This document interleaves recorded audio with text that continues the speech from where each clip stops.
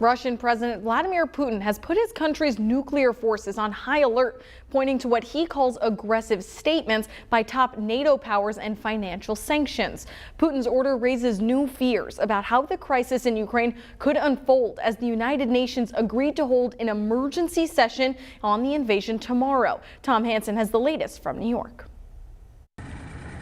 This video from a suburb of Kyiv appears to show a line of Russian tanks and armored trucks bombed out and still smoking, an attempt by Ukrainians to slow Russian troops. Kyiv's mayor says his city of almost 3 million is completely surrounded, and new satellite imagery shows hundreds of Russian military vehicles only about 40 miles away.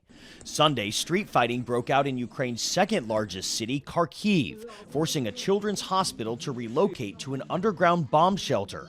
Overnight, Russian forces blew up Ukrainian airfields and fuel facilities. Russian President Vladimir Putin ordered his nuclear forces to prepare for action.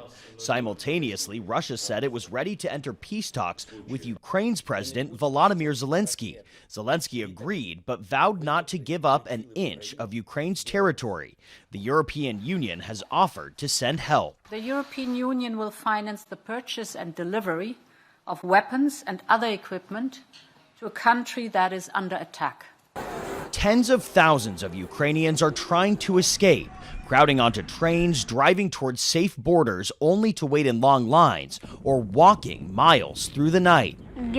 This Ukrainian boy teared up, explaining he and his mother left his father behind to fight. Some Ukrainian men living outside their home country are returning. I just can't sleep calmly. I woke up and I cried.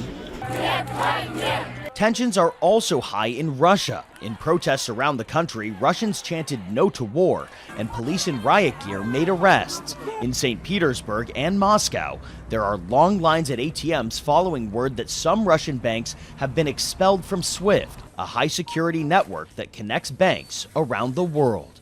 Tom Hansen, CBS News, New York.